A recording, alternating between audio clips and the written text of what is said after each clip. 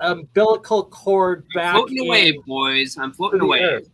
Because you're connected into a second dimension. When you're up in there, it's like, yeah, you're vibrating high up on this like full dimension of like conscious creation, and essentially tapping into like a God creation algorithm might be a good way of putting it. But I don't think the right word is algorithm. No, like this consciousness. This is not an algorithm that was, you know, some code program by somebody. This is the absolute field matrix, the force that binds everything together. This is the field force that keeps the electron from ever falling into and finally hitting the proton in the nucleus of an atom. I mean, this is that force there. I mean, for anyone that has ever been able to, on a subtle level, feel energy or has been sensitive. Hold on, though. I have to interpret this.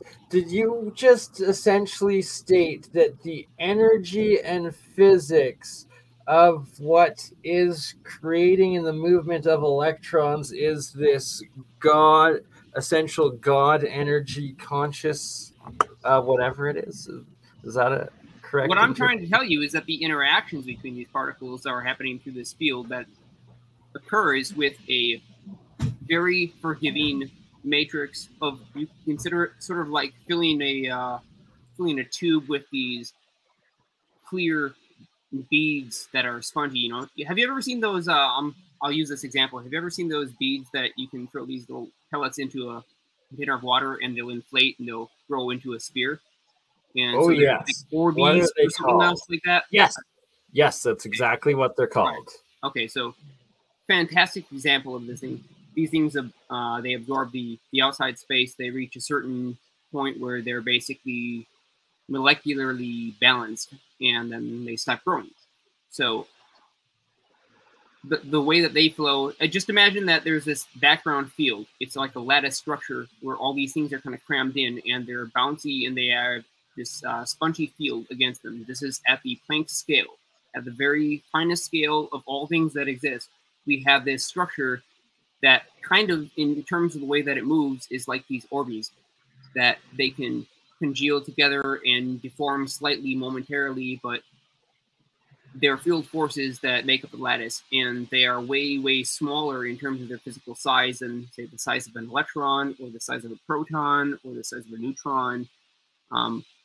These lattice points that spread out and fill the universe in a continuous, unending grid are basically pressed together, and they each have their own magnetic moment. So this magnetic moment can be spun and twisted and twirled. You could think of this like the zero-point energy field. There's physical stuff there. You know, there's a reason for why the speed of light only goes a certain speed, right? It doesn't just instantaneously travel from A to B. There is a transverse wave that gets generated at the photon source, and it travels through free space in the vacuum and will arrive at the destination based on the velocity c and the distance between those 2 points. So why is there that time that it takes? You know, what's it moving through? What is this little wave function of an electron's motion that we call a photon actually traveling through to convey that energy to something at a great distant point, such as the fact that we can see Alpha Centauri and all these other asteroidal bodies out there in the stars? Well, what is that point, right? So, if we think about the space-time as being connected to this underlying lattice structure that actually carries all the field forces and conveys them from one node to the next, and considering that they can be spun or reoriented, just imagine it like a bunch of tetrahedrons, you know, tetrahedral magnet dipoles suspended somehow on a lattice grid, and they're slightly elastic to each other. They can't quite get closer, they can't quite get farther. Well, what these are, in terms of when we've investigated positron-electron pairs. So if we put enough photon energy into a fixed point in space-time to see what space-time is made of, you know, what this universe is made of, the Large Hadron Particle Collider is attempting to disassemble the space-time. and look for the field forces that exist in that space in between, the liminal space that exists between all of these individual particles. And something really fantastic happens there at an extremely small scale, at the Planck scale.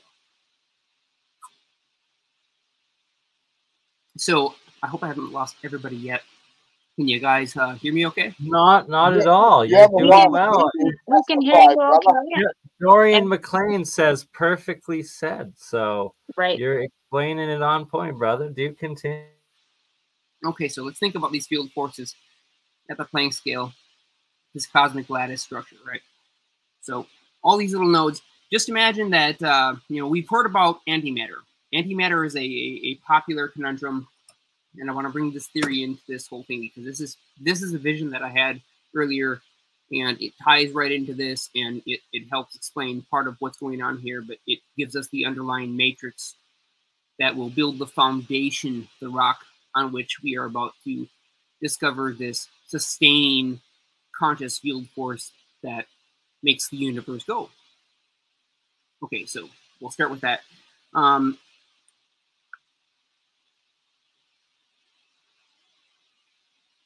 moment. Processing error. Processing error. Good. In the meantime, I'm just going to interject and tell my own little personal experience of when I let myself get far too space cadetted out because I stayed awake for 5 days straight working on some alchemy and like some science experiments and projects. But by the end of it, I was looking at the periodic table of elements of symbols of the alchemy symbols of the periodic table of elements, and it just like they all started moving around and connecting and like explained made this conscious like connection to me where I like tapped into this source consciousness and like it explained that they like came alive and became this like God code thing.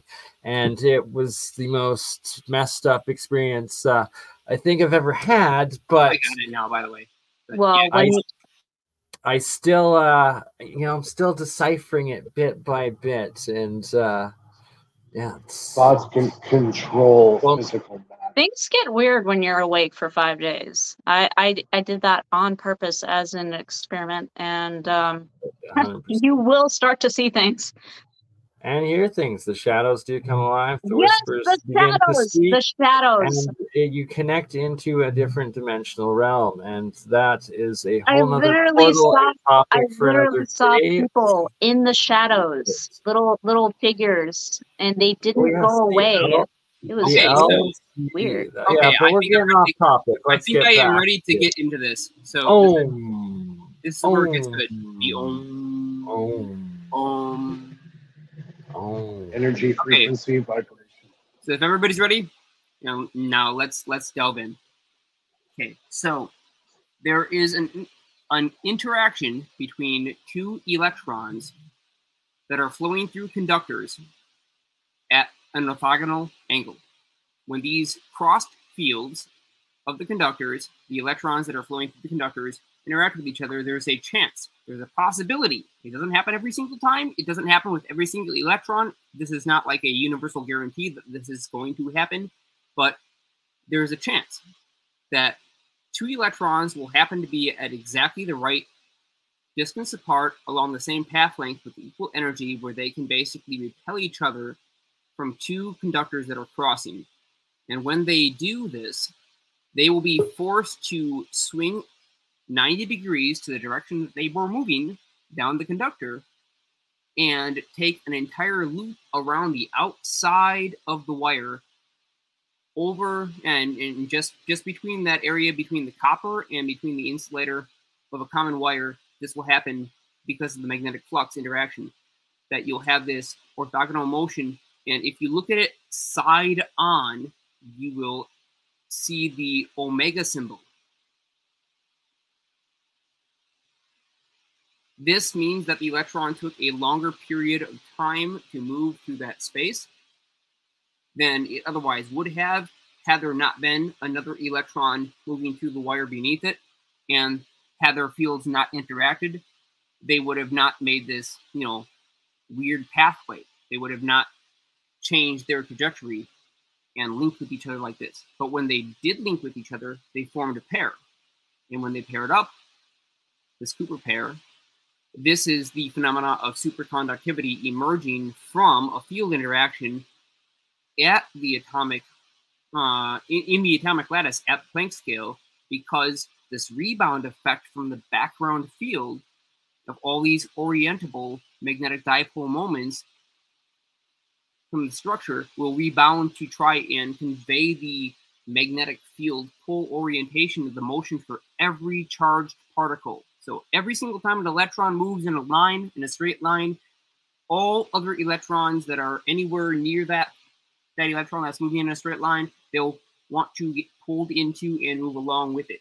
They are going to want to follow the same exact path because the path has been basically cut out for them. It's sort of like walking a trail in the woods. You know, if people walk that trail in the woods, everybody tends to walk the same trail. It's the reason why lightning bolts form in the ways that they do. It's the split and the fractal for why we see the exact shape of the V in the curve of the lightning bolt when it breaks apart and splits in two different directions. So what's your thought on Mercury? Because that was where we first discovered superconductivity in the first place. When you supercool Mercury, you get that effect. Well, so is it just that you have low temperatures though, and you get superconductivity in mercury vapor at high temperatures under high pressures? Right. I'm just saying that when you have it at a specific temperature, you're going to have all the atoms in the mercury vibrating at a specific rate, and you're going to have a higher likelihood of that kind of collision, basically, if they're going at a specific rate and at a specific distance between each other, because also, you know, it's going to expand if it's hot and contract if it's cool. So the distance between the same amount of atoms is going to be different depending on the temperature also. Right. So it's just a question of the likelihood of this happening. Yeah, they really do need to they need to get that cross-field path interaction in order for them to link up like this. As far as the way that I'm seeing this here, we end up with this omega symbol being created out of the motion of the electron as viewed from a certain perspective, and you could just simply look at the way that it flows around the conductor as being a representation on a 2D plane of this three-dimensional interplay for where this electron tends to have its momentum re-vectored due to the velocity of the extra electric field from the other electron in a different frame of reference. So, Jeremiah, do you have a decent enough schematic little drawing that maybe you can briefly screen share to show? I don't want to give it away. You know, this is for you to tell, but the shape of what the motion of the electrons are when they converge. I don't know if you wanted to screen share like a little drawing. I'm going to. So yeah. There are also superconducting materials that are only such when they're under super high pressures. So well, I don't know. Here's the thing. Get this. Okay, so back in the day, there was this video series called Energy from the Vacuum, and this researcher, Deborah Chang, I think I'm pronouncing that right. Deborah Chang had found that if she crossed two different carbon nanotube fiber nets together, if she crossed them orthogonally at 90 degrees to each other and had them nice and tight, and she pressed approximately 150 pounds of pressure on the cross-sectional area where they were intersecting, that there will be a negative resistance. And so this was the video that my brain seen, and when it seen it, it said, okay, the way that the electron must move from one carbon nanotube to jump and orthogonally transit to the other carbon nanotube of the other lattice structure for the different thread, it has to take this pathway, and the pathway that it takes is the Om symbol. If you look at the symbol, the pathway that it takes is like a little loop-de-loop in the free space through the vacuum between these 2 points. So I seen it clear as day. It takes this shape. I viewed it 45 degrees orthogonally. It also kind of looks like a coronal mass ejection. It does. It's this very classic shape, and it's just simply the redirection of the electron velocity and its momentum, because it does have a physical mass. And that velocity, its physical mass, keeps it going, so it overshoots the target. Instead of jumping from one carbon conductor to the other, it overshoots, and it has a swing back around. It goes around the outside, the long way around this nanotube, and then comes back on the other one, and then lines up with the second electron that was already flowing orthogonally from a different nanotube, and they pair together because their spins were aligned, and they were actually the catalyst that caused each other to be pushed apart. So when they do pair up, they two repair. That's a superconductive action, and they no longer are able to interact within the atomic lattice. They don't have to deal with resistance or the fluctuations of the motion. They're now going to travel as an evanescent wave over the surface of all these atomic nuclei, just over the valence shells, sort of riding the wave as a boundary layer effect. Evanescent wave, like an Alvin wave. Absolutely. The ohm. You just hit the nail on the head for me, Jeremiah. Like, huh.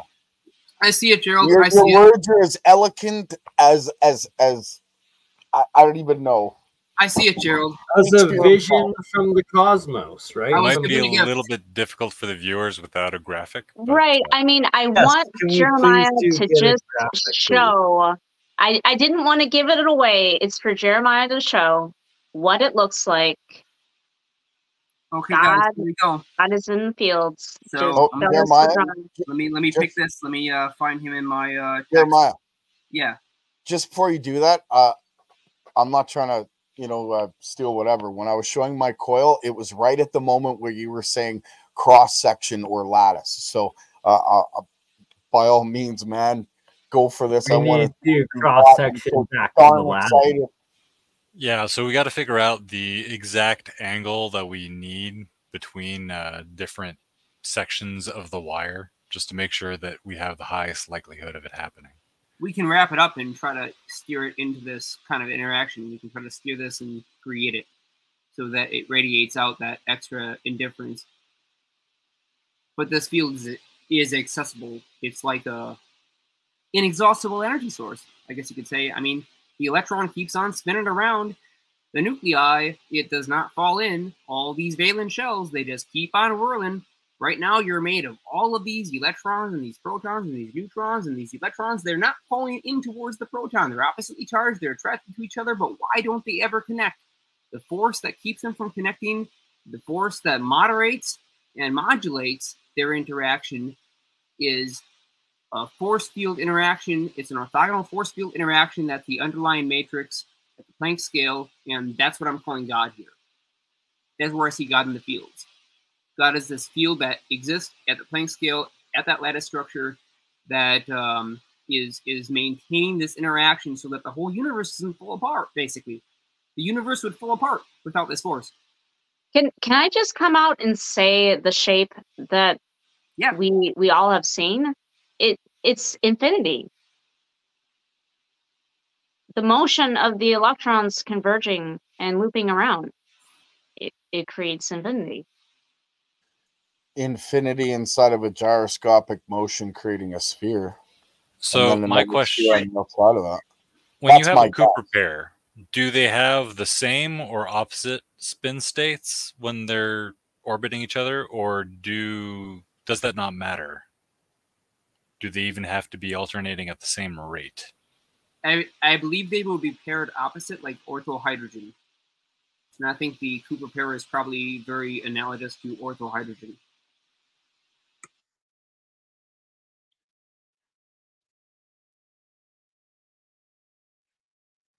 You really hit the toughest question, Jeremiah, because the standard model cannot explain what you're talking about either. And I was trying to hypothesize that maybe an electron in motion emits a magnetic field that repels it from the proton or something like that. But I don't know, it's just I'm not at that level yet. Well, are you familiar with a ball-bearing motor? Right, there it is. That's a perfect example of this extra force.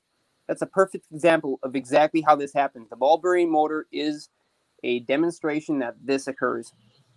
Yeah, Eric, I've seen it. Eric Dollar did.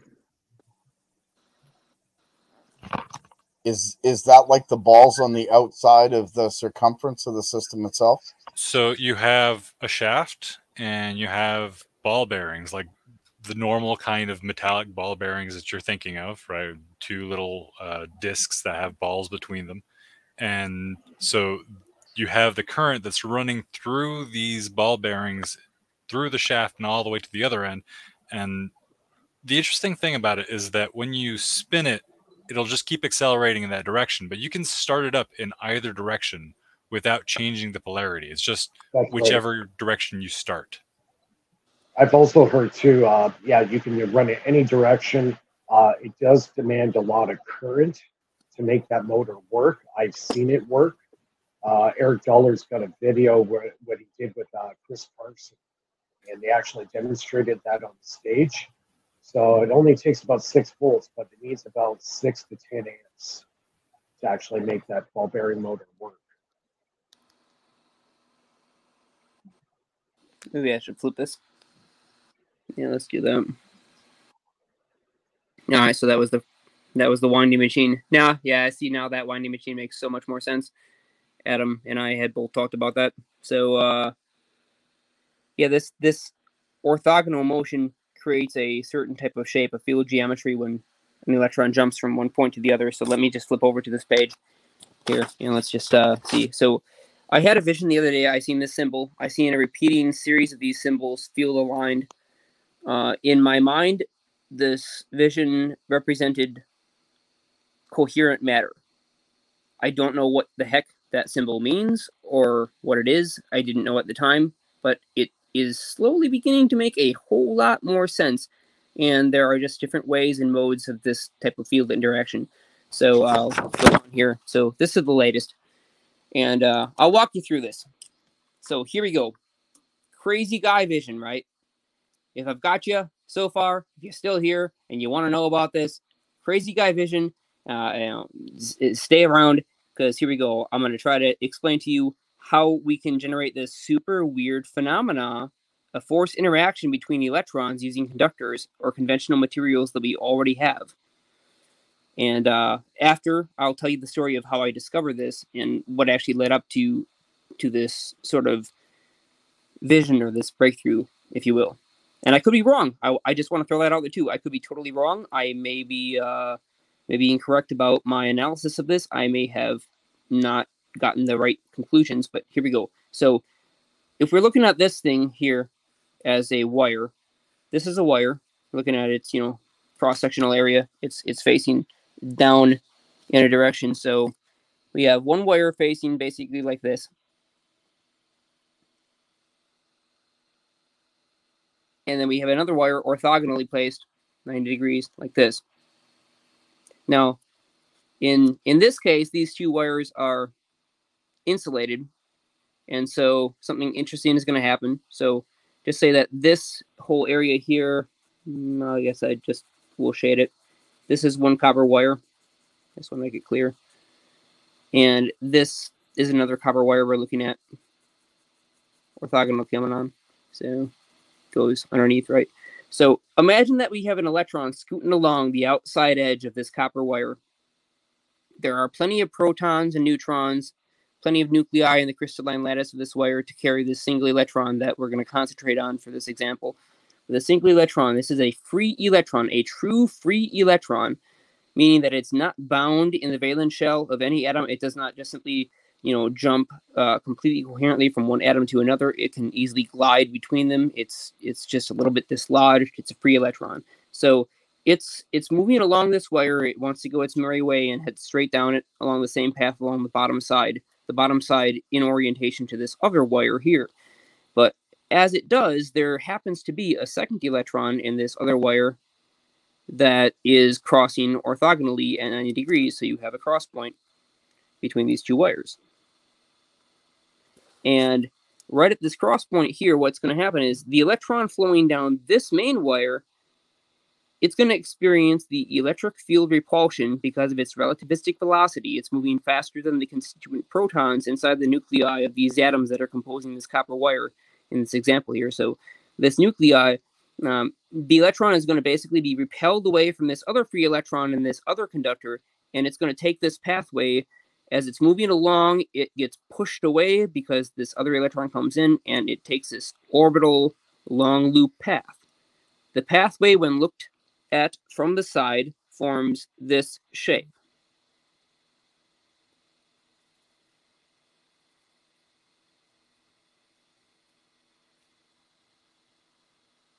Okay, I drew that horribly. That was absolutely grotesque. But there's the omega. You get the idea. It's a very tiny game of I'm not touching you.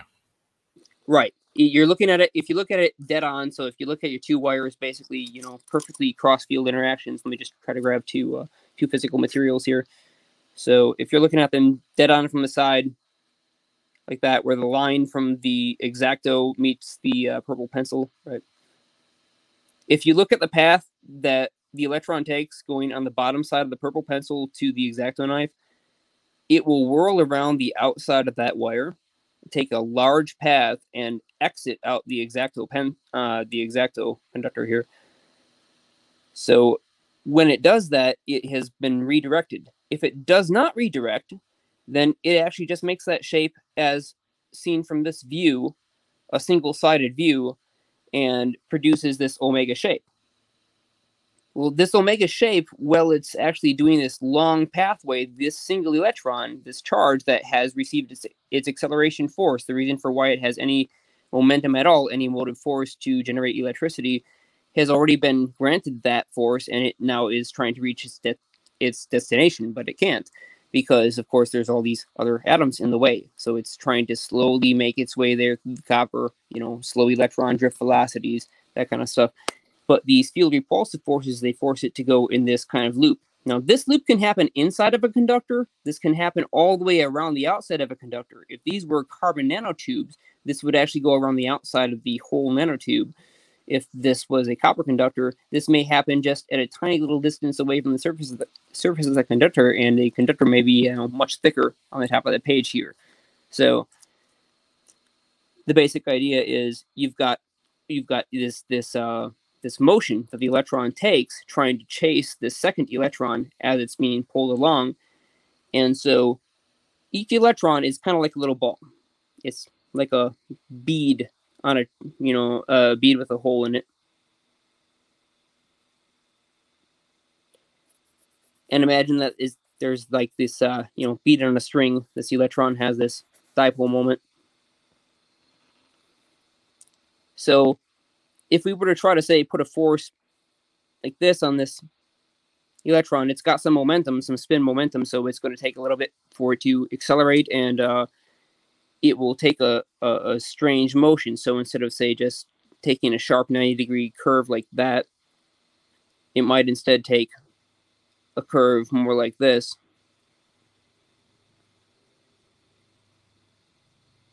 Or it does a little loop because of its spin, because this has momentum. Well, this little loop, while it's doing this, it takes too much time doing this loop. It should have done this, but it instead this.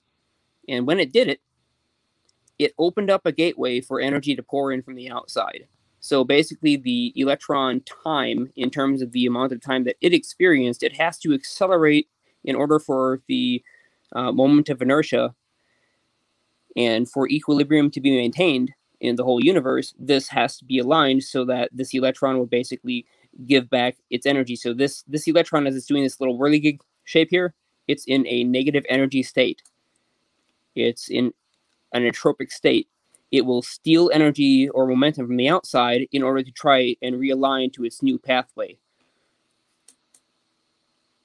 That's where we basically get this concept that we've been hearing about of this energy vortex. So if we take a look at here, I'm going to tell you how you can do this with carbon. Let's talk about superconductors for a second. So here we have sort of this view of these two conductors. We're looking at the end of a carbon nanotube and the end of a carbon nanotube.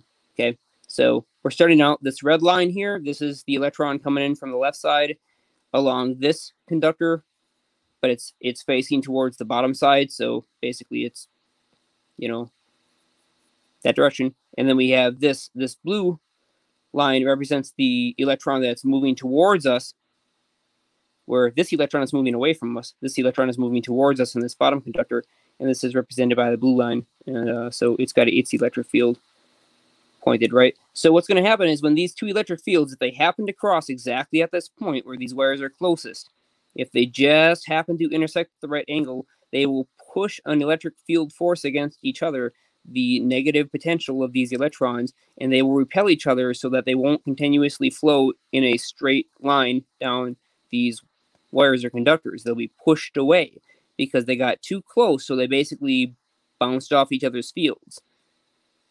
The thing that allowed them to bounce off each other, this is where the ohm, the God is that I'm talking about in this whole entire architecture. Oh. So normally, they bounce off. One electron on the top carbon goes around the carbon nanotube lattice, and it comes back to the same point on the other side as it's linked with this other electron on the second current carrying conductor. It goes around here. And then when they link up here, they link up together at this point, and now both electrons, the one from this carbon nanotube where the electron was moving away from us, and the one from this carbon nanotube where the electron was moving towards us, they both taken this loop path on opposite sides, and they've linked up together because in this motion they were able to half spin and Cooper pair right at the surface, and so now they travel together as a Cooper pair along the surface. They no longer need to jump in and out of the lattice structure of the carbon atoms because they are paired together and they have an evanescent field that they are riding on like a bubble. So this would normally just be considered interference, right? Right. This interference seems to cancel. We can't really measure it, but this thing can move basically frictionlessly. There's no friction here. There's no kind of any kind of resistance to motion. When these electrons pair up, and it jumps from one conductor to the other, we have this negative resistance region, and they're just going to travel down. So what we want to try and do is maximize the number of times that we can make this event happen, where we have two different electrons that are coming from two different conductors along their current path, and that they actually jump from one to the other. They take this pathway, they make this omega symbol, and then they will pair up together and create this superconductive state.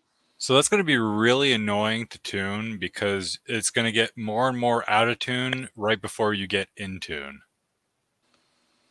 So, right. So just imagine like if you had a spring, and this is probably the easiest way to imagine how my brain finally backwards interpreted this motion when I was thinking about it earlier today.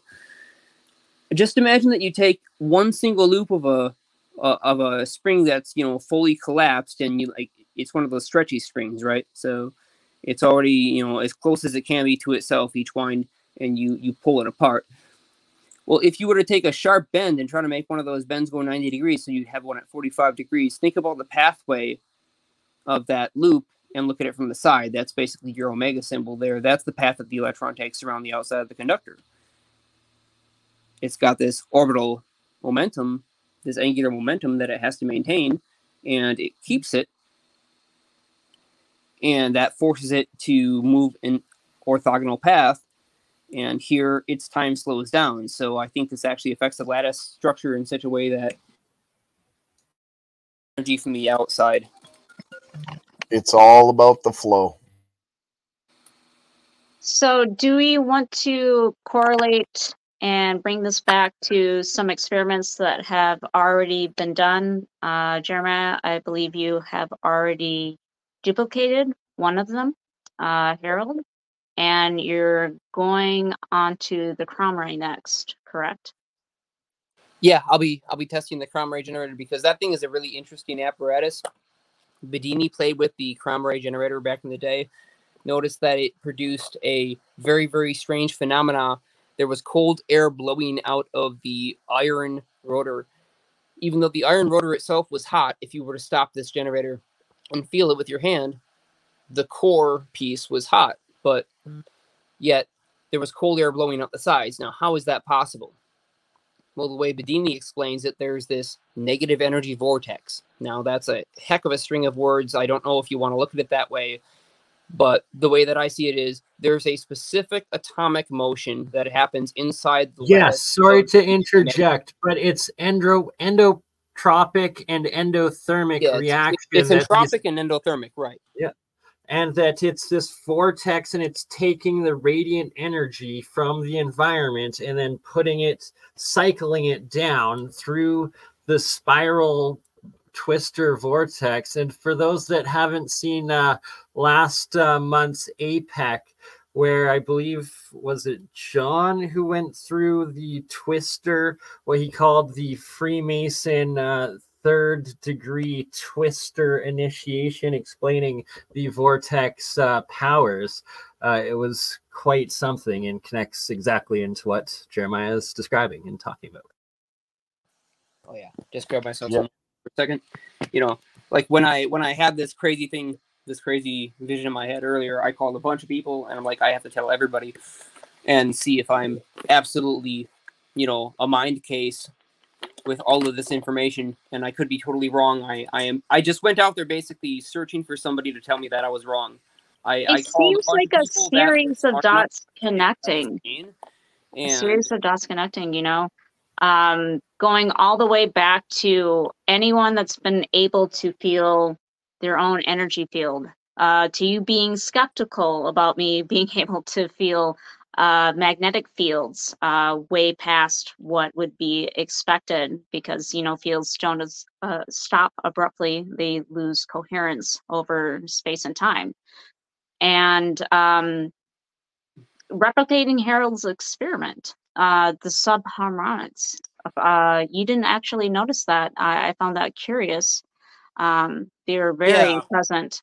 I do tell people that I tend not to notice the subtle energies, or at least so far as normally you notice the mechanism stuff. Like subharmonics were so presenting for the duplication of Harold's experiment.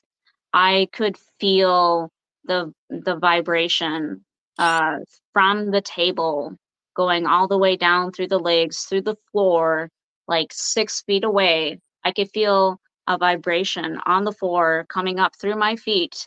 And as I got closer to the table where the device was running, it was much more obvious and that I was feeling subharmonics from the mechanical motion of the disc spinning.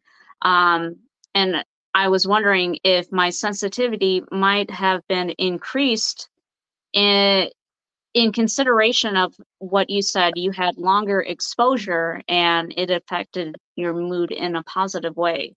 It did, yeah. So I was holding the permanent magnet against the rotor there, and I was just playing around with field orientations, trying to find the one that would load the motor down the most.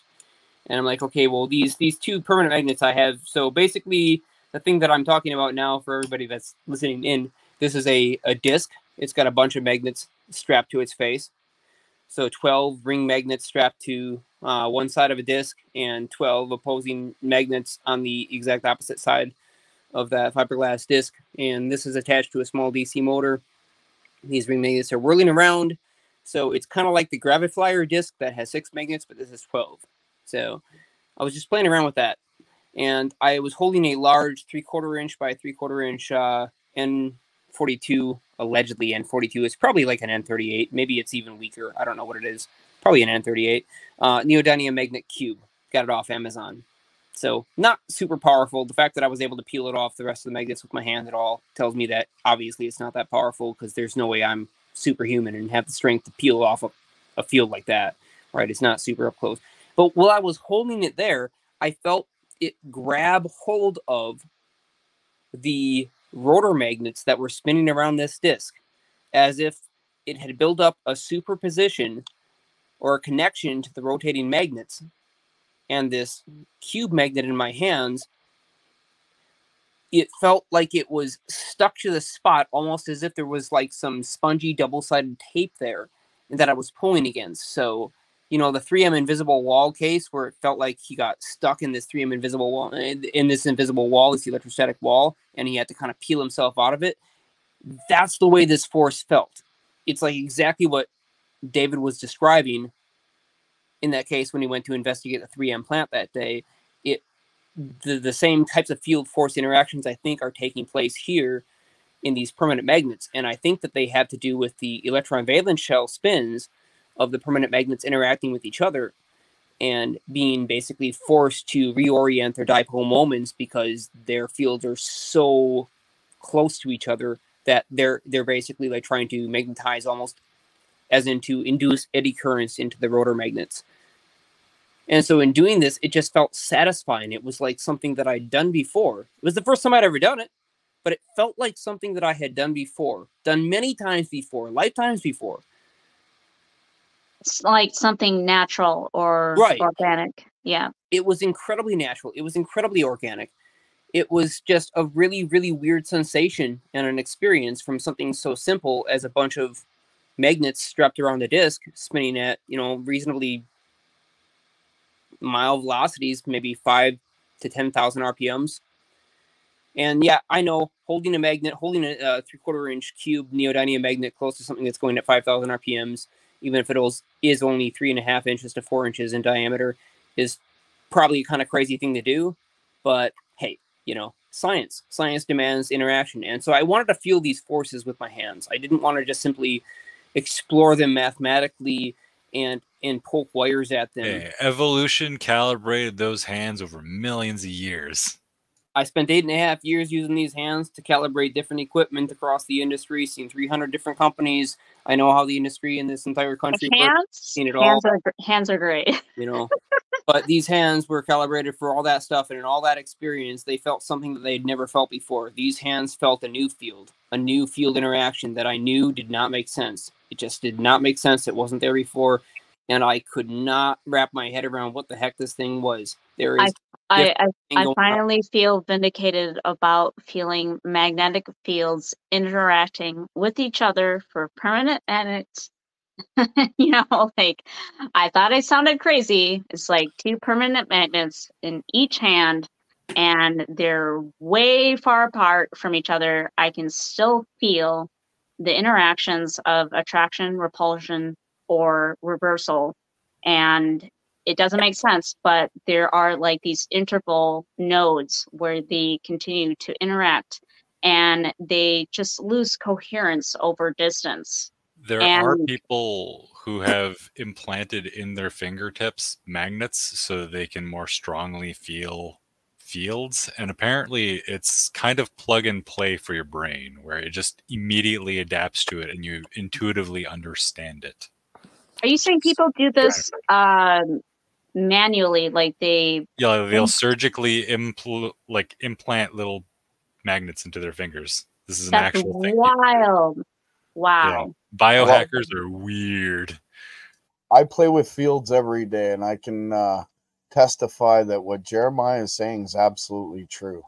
And the right fields you can feel at all times, and at the right frequencies, they help heal you. What they do is they activate your healing ability in your body, and then your body takes over for that healing process. So what Jeremiah's onto is, it's profound. A while back, one of the people that were commenting about time, possibly slowing down. I'm sorry, it was a while back, but that made me think of. Was it Adam, Space Case Zero? No, it was someone else. But it made me think of the Cromray experiment, in which it pumped out cold air from the magnets. And me and Jeremiah were speculating if there was some kind of superconductivity going on with the electrons and time being slowed down and the electron's spin state actually changing to create this phenomena with the magnetic fields interacting and putting out this cold air. Yep, and I think that the loss in the momentum in a forward direction Brownian motion, just remember, is nothing but velocity. So when we think of heat, we are thinking of velocity. Brownian motion is the velocity that a particle has under nominal conditions as it has reached equilibrium with the surrounding environment. And so when particles are moving faster, they bounce off each other more often. That you could say is a frequency in terms of the period of time between interactions. But each time they interact, there is this little exchange of momentum between these particles. And so this is what gives us heat. Well, if we could say control the exact motion, so the things that give us heat is actually the electron shells. The electrons are what give us heat. And we know this for sure to be true because heat that we feel in terms of thermal is something hot, is something cold. It's acting through the electrons. And we can tell this to be true for sure because we can take electron beams and we can use them to actually heat up or cool down an object. So say, for example, I can create positive ions, a stream of positive ions in a low pressure environment, evacuated environment, and send them towards a cathode plate, a negatively charged plate that has an excess of electrons. Well, let's say that plate is hot and I want to cool it down on a conveyor line. Well, the way that I'm going to cool that item down on the conveyor line is by heating it with a bunch of positive ions and having it negatively charged so that the electrons that are in it will actually take their momentum, the thermionic motion of all the little vibrations that are transmitted through the free electrons in the structure, whether it's a dielectric or a conductor, and I'm going to use positive ions to neutralize the surface charges so that they don't show up anymore. And I'm going to steal the energy away. So with this, I can basically cool down a part almost instantaneously on a conveyor line. This is called electrostatic heating, electrostatic cooling. It is a thing. You can look up the patent numbers for it. There are plenty of patents, plenty of devices that have been made and are actually in deployment and being used today in various specialty applications in industry. As well as in all of the major electrolysis hydrogen systems, it's a major component of it as well. And what they claim is something impossible, so they claim to debunk it with it, but really it's the negentropy and the endothermic reaction, taking radiant energy from the environment and not actually creating something out of nothing. It's just a higher dynamic dimensional energetic system. So I think there might be some resistance to this technology because, like, if you look at